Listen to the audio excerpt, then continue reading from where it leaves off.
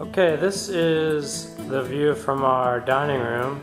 I wanted to show you the 75-gallon cichlid aquarium and the stand that I built about a year ago and that I really am enjoying. And this is what it looks like from our living room, from our dining room table. And I built it the same height as the dining room table because I always liked how in restaurants you would be sitting next to a fish aquarium, and it was just something to watch while you're eating for entertainment, I guess, if there's no good conversation. But this is what it generally looks like. My fish are African cichlids from a lake in Africa.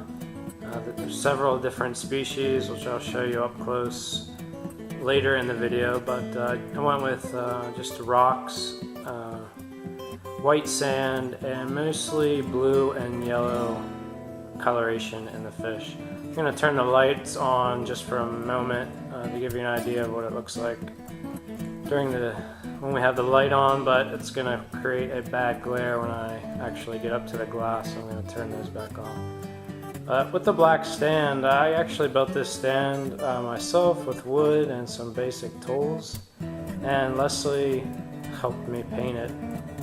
She did a really nice job, and the finished product came out very nice. So I'm going to turn the lights back off and get closer to the tank so you can see the fish.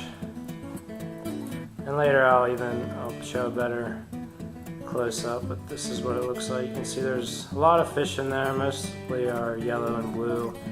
The males of this species are blue with black stripes, and the females are yellow. The actual name of the fish is Pseudotropheus salosi, and there's a few other species in there. And there's actually about a dozen or so more fish now than there were when I first got it, due to fishy things going on in the tank. They might be a little jittery because our cat likes to jump around and scare them a good bit, but they're usually out and about at this time of the day, late in the evening. See if I can get some good close-ups. But this is the male coloration, very bright blue with black markings, and they like to fight with the other males. The females in the yellow aren't quite as aggressive. This is another species with the yellow head that you see.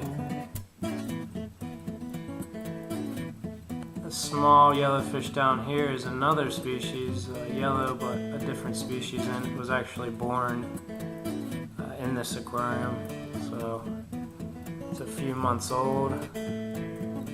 Got these rocks from a local landscaping shop, and white sand from Lowe's.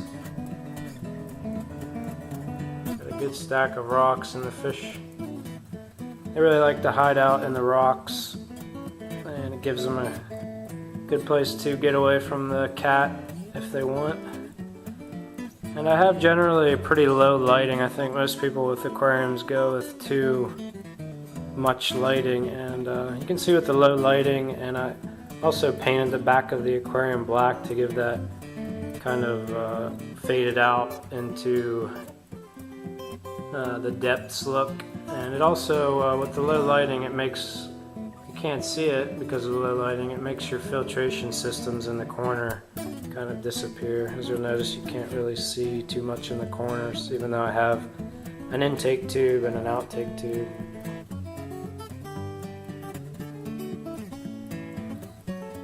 But the fish are pretty healthy. I do weekly water changes. Sometimes I go 2 weeks.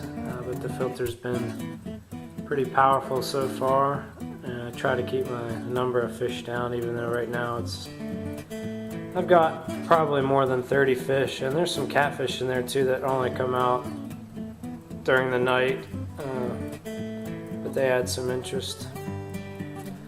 I just thought I'd give you a look at what it looks like. And I hope you enjoy it. Okay, what you're looking at now is the inside of the aquarium stand underneath. This is the brains behind the beauty. This is the power strip with a timer for the light, and also which powers the rest of the components. I also keep all my supplies, buckets, towels, water testing equipment. It's pretty rudimentary. I have it sitting on a concrete block. Some glass cleaning materials.